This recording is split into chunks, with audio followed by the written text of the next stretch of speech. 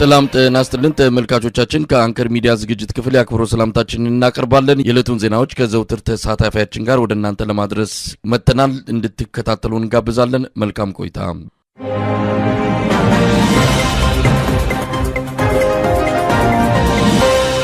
እንዲያርጎ አንድ ቤት 5 8 7 ገሉ አጥፍቶ አንድ ቤት ዘግቶ መጓዝ እኮ በጣም ዘር ለማጥፋት የገባ ሆን ብሎ የተደራጀ ድርጅት ነው። ጉድን ዘርፎ የሚሄድ ሰው ወይ ከብት ዘርፎ ነርቶ ይወጣን ይባላል። ይሄ እኮ ሆን ብሎ ለማጥፋት የተነሱ ናቸው። ሻርፕ 12 ሰዓት ላይ ገቡ። በቃ እስከ 2 ሰዓት ተኩል ተኩስ ነበር።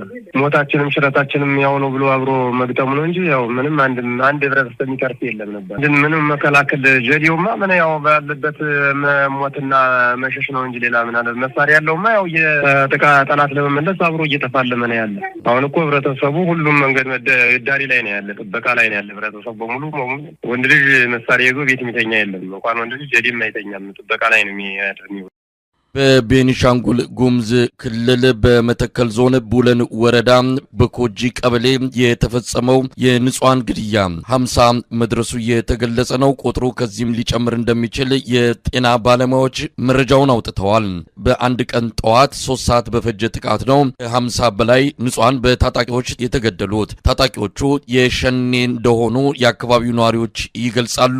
በቀጠናው ምንም አይነት የመንግስት ኃይሎች ባለመኖራቸው ተጨማሪ ጥቃት ይሰነዘራል የሚል ስጋት በነዋሪዎቹ ዘንድ መኖሩን ነው ያገኘነው መረጃ የሚያመለክተው። አንከር ሚዲያ ያነጋገራቸው የቦኮጂ ቀበሌ ነዋሪዎች አካባቢውን ጥለን ለመሄድ ተገደናል፣ የሚጠብቀን የሚከላከለን የለም ሲሉ ነው ስጋታቸውን የገለጹት። ሚሊሻው ወቅቱም የአዝመራ የሚሰበሰብበት ወቅት ስለሆነ ሚሊሻው አብዛኛው ወደ ስራ ተሰማርተው እነሱም ተበታትነዋል። የሉም ጫካ አካባቢ ሄደው ተፈልገው ሲታጡ የለም ብለው በቃ ሚሊሻን በደንብ ተዘጋጅተው ይጠበቃል ነበረም። ከዛ 11 ተኩል ላይ ጀምረው ተኩስ ጀመሩ፣ ከፈቱ።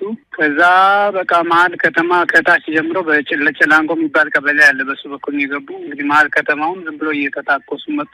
ከዛ በቃ ንጹሃንን ምንም አያውቁትን አንድ ቤት ውስጥ እስከ 8 ሰው 7 ሰው ልጆችን፣ ህጻናትን፣ ነፍሰ ጡሮችን ሳይቀር በቃ አንድ ቤት ውስጥ 3 4 ሰው 5 ሰው በቃ እየገደሉ እስከ 2 ሰዓት ተኩል ቆዩ። ያልነቀውም አልነቃም፣ የነቀውም አንዳንድ እንትን ጋር ተያይዞ ፍርድ ላይም ሰው በጣም እንትን ሲሉ ነበረ። በዓል መያዣ የጾም መያዣ የገና ጾም የሚገባበት ስለሆነ ነገ ጀምሮ ጾም ስለሆነ የገና ጾም